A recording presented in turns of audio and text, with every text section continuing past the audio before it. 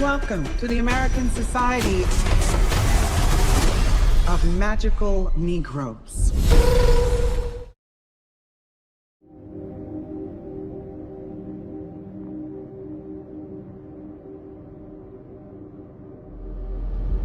Hey, what's up guys? Rudy here. Got a lot on my mind. It's a never-ending shit show to talk about. These labels that have just taken over people's minds. You know, labels like mother, father, woman, man, racism, black, white, Hispanic, Chinese, Japanese, Asian, all these labels to keep us asleep, to keep us fighting amongst each other, to keep us in separate animal farms. You know what got me thinking about this the most is that this proclivity of people, and to put it simply, just to be honest, because it comes from all people, by the way, but it seems to be coming the most from white liberals. This fascination with cultures, like other cultures that aren't theirs, which is fine. They can have an interest in cultures. I don't have a problem with that per se. My real issue stems from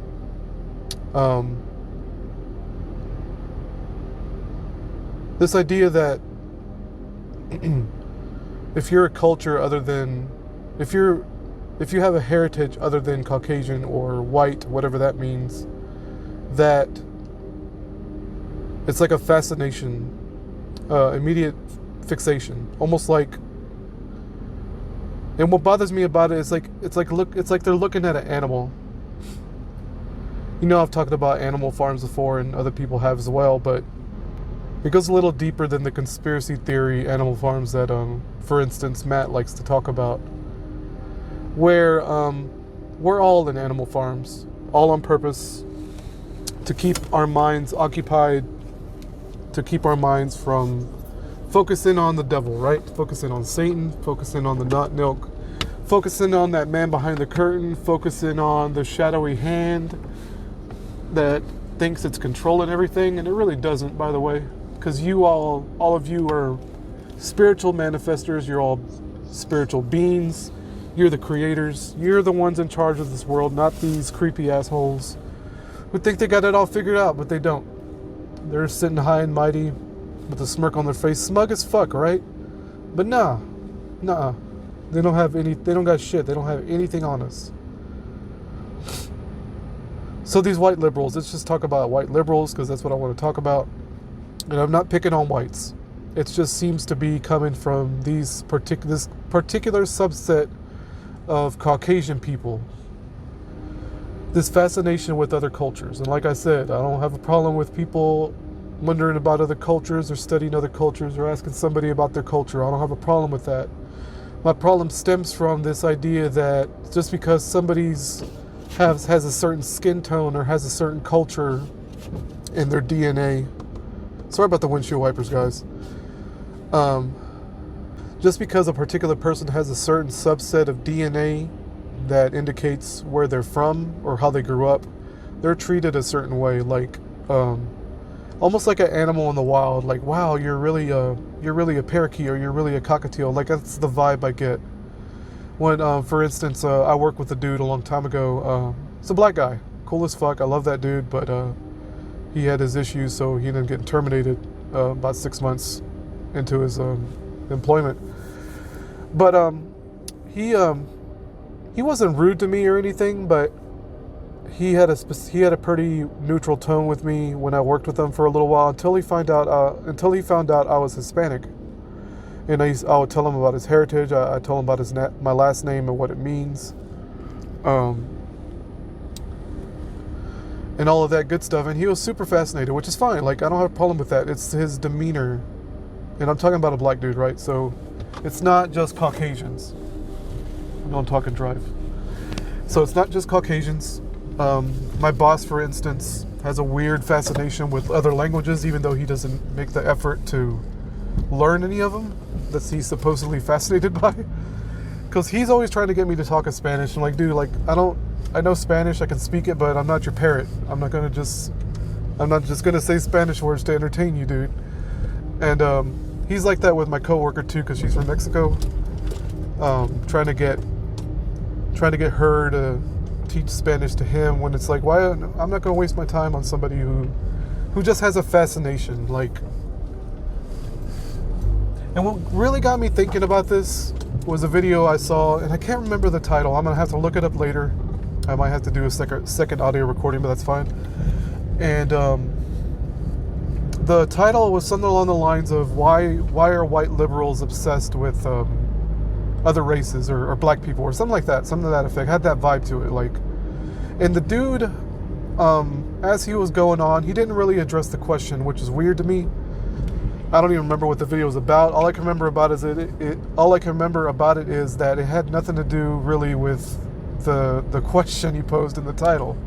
And to me, you think you want to either ask the question in the video or talk about it, but he didn't, which was weird. So I answered his question in the comments, and I said something along the lines of, the reason white liberals are like this is because when they see a black person, or they see a Hispanic or a Mexican or an authentic Mexican, they want to go. It's like an open air zoo, like a petting zoo. Like they want to come up to it and feed it some grapes or feed it some raspberries, and be like, oh, can you say it? Can you say hola? Can you say uno dos tres? Like, what do you know? Like, it's that shit.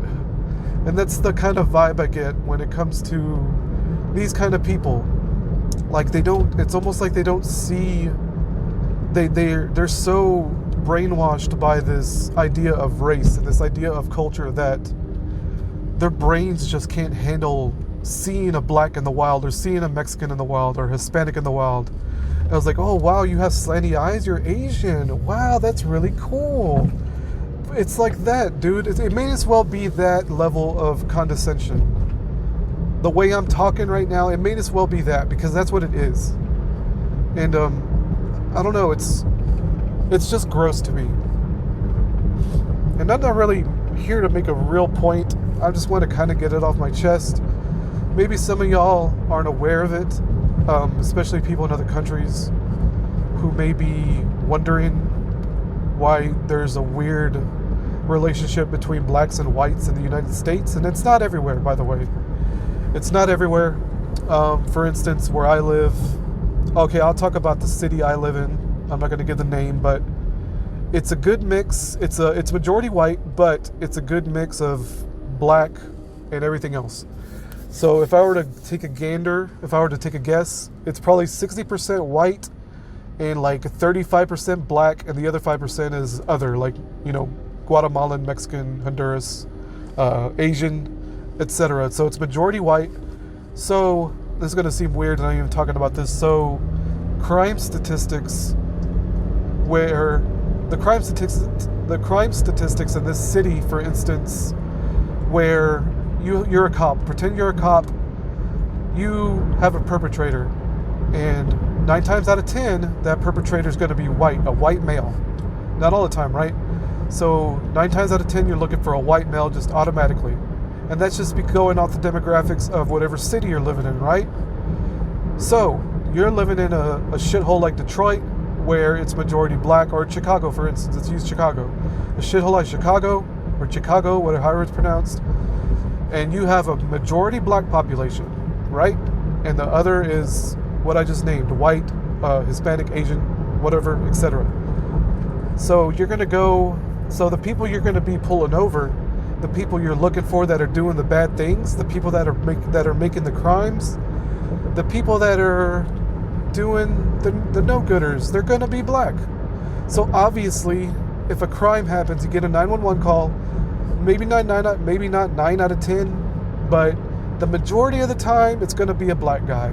Just like in my city where I live, the majority of the time, it's going to be a white guy. It just depends on where you live, what are the demographics. In order to solve crime faster, in order to make sure people don't get hurt, in order to make sure people don't get hurt, we need to know, I'm a cop, right? I need to know what the demographics of my city are so I can quickly find out who done it, right? And this is my problem, because these white liberals, right? They cry up and down all day about racism. Racism, racism, racism. It's the evil white cops pulling over the poor blacks. And it's like, dude, you can't just, like, statements like that are so brainless because it's just, you just don't have the knowledge. You don't have the meta knowledge. You don't know the statistics. You don't know the meta statistics. I'm not really pro cop, to be honest. It's just like these dudes are out doing a job. They're just pieces of shit like you and me trying to make it in this world. They're going to make mistakes. They're going to have agendas. They're going to have bias. And this is the thing that we have to kind of have an understanding about, and what I want my audience to understand where I'm coming from. For instance, where I used to live in South Texas, the majority is Hispanic. Therefore, a crime happens, they're going to look for a Hispanic guy. They're going to look for a dude like me, who's pale as fuck, who's probably my build, because there's a lot of dudes in South Texas, man, that are my build and about my height. So you're looking for a dude that's around 5'5", 5'3", probably overweight, maybe pasty and pale, one of them pale Hispanic dudes, but you're going to be looking for someone who looks like a Mexican the vast majority of the time. It just depends, though. If you're from a place like Corpus Christi, which is more prominently black, I don't know if it's majority black, it's been a while, but Corpus Christi, Texas, for instance, it's going to be, you're probably looking for a black dude. It just depends on what neighborhood. Could be, if it's a Hispanic neighborhood, obviously you're looking for a Hispanic guy, etc. It's just logical, right? So to get back to the white liberal thing, the overall point I was trying to make is that these white liberals from these big universities, they're very pampered, and they look at, all they see is white cop, black man, and just assume it's racism, and it's not racism. And if it is racism, it'll come about. Well, maybe not, because, you know, there's no truth anymore in the media. We're not told details that we need to know about situations like the George Floyd thing. We found out things about that like over a year later, almost 2 years later. We found out the details of what he was about.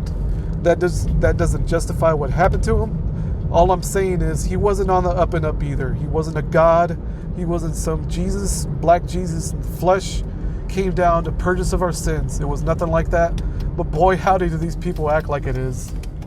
Anyway, guys, I think that's it. Weird ramble. I might do a part 2 just because I want to find that video I was talking about, because it was really interesting. I'm going to rewatch that, and then I'm going to find the comment I left, because I think I explained more clearly in that comment, because I'm better at typing than I am at speaking. I can get my thoughts together. I have time to get my thoughts together in comments. That's why when I reply to people, it's like multi-paragraph. And if y'all don't like that, sorry. If I reply to people all the time and give a fucking lecture. And I know I come off as an asshole every now and then. That's really not my intention. I'm just passionate about certain topics, and that's really all it is. So just bear with me, y'all. I'm just a dude trying to figure things out like you. Have a great day. Have a great morning.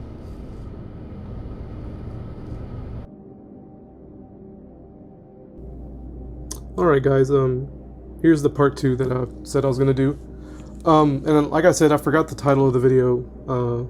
This is kind of a bit of a rabbit hole I fell into, because I had to rewatch the video to get some context to why I said what I said in the comments section of this guy's video. And this guy's pretty cool. His name's Lack of Entertainment. He goes over woke, quote-unquote, media and kind of talks about it, gives his own opinions. His whole channel is basically a big opinion piece, which is cool, man. Like, I don't mind hearing other people's opinions like that. But so his question in the title, and I was answering the question in the title, and after rewatching the video, there's a little more context to this. So just bear with me. Why do liberals watch the American Magical Negro Society? And that's not a joke title, by the way. There is a movie out there called The American Magical Negro Society. And it's all about the things that I just spoke about in the previous audio recording. And it's just amazing to me, because I had completely forgot about this. And I was like, oh my god, I forgot this existed. And apparently there's a trope, a TV trope, movie trope called the Magical Negro trope. Which is like, I want you to picture like Bruce Almighty or Shawshank Redemption, like any character that Morgan Freeman plays in a movie. He's always the all-knowing black wise man in the movies, and that's where the trope comes from. You know, there's different variations. It's not just Morgan Freeman, which is the magical Negro trope. So to answer this question, and this is what the video is about essentially, kind of going over the trailer and talking about how ridiculous it is and how it's like it's racist in and itself, and maybe I'll get into it. It's not really the point of this video, but just to call back to what I was saying before, this is the comment I left. To answer the question in your title, because liberals are the most racist people on the planet who don't see blacks as people and only see them, along with other ethnicities, as some kind of animal out of its cage, like some free-roam chickens or a stray dog. Their worldview is absolutely twisted to where they cannot conceptualize someone with a skin tone darker than a sheet of paper as being able to even speak language, much less English. So when they see an ethnic out in the wild, they have to approach it like they're at a petting zoo. And in the last part, I pretty much broke down what I meant by all this, so I don't think I feel like I add to that too much. And just to prove to you that there's a TV trope called the magical Negro, here it is. The wise janitor, I'm a part knowledge to help overcome fears. Mr. T as the wise janitor. I didn't look at this ahead of time, so this is all brand new to me. Okay, so a minority that will step forward to help the protagonist with their pure heart and folksy wisdom and possibly magic. They are usually black, but may come from another oppressed minority. So the mentality of the person who wrote this is already, they're already using words like oppression and all of that. So you can already get in the mindset of the person who wrote this. Keep reading. They step into the life of a much more privileged and in particular almost always white central character, and in some way enrich that central character's life. If the magical Negro, also known as the magic Negro or mystical Negro, man, they love, wow. Dude, okay, is from a society of noble savages, except in Ambitious Aesop, what? About the failings of the protagonist society, which usually leads to the protagonist going native. Oh, I see. Kind of a Dances with Wolves situation, I guess.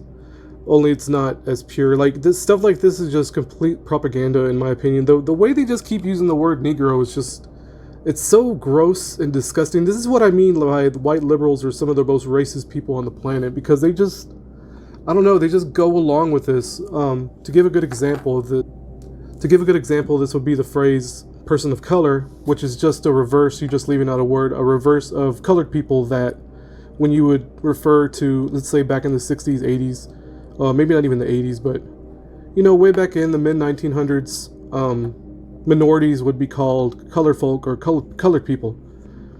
And that's deemed racist now, right? So what is the difference between saying that and saying person of color? To me, it's the same exact thing. You're affixing the label of color onto someone as if that's the only thing that characterizes them. As if nothing else matters, basically. But it's just, people just use it willy-nilly like it's nothing. Like this one paragraph has the word Negro like 4 times in it. Like it's no big deal. Like, stop calling these people that. You're basically degrading what they are, what they could be. They're not individuals anymore. You're just lumping them together as this like this pillar of ethnicity. It's fucking gross, dude.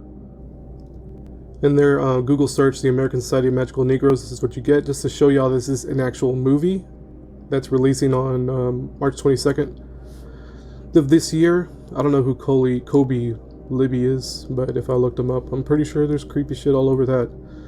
Anyway, guys, I think that's it. Go watch that trailer. I might put a little snippet of the trailer, see if I can get away with it, just for maybe if I can get a laugh out of somebody, or because, dude, the trailer is so awful. Like, y'all really need to watch it. I'll put a link in the description, linking directly to the trailer. And look at this. Y'all need to see it. Y'all need to see it. It's breathtaking. It's unbelievable. Anyway, y'all have a nice day. Good night.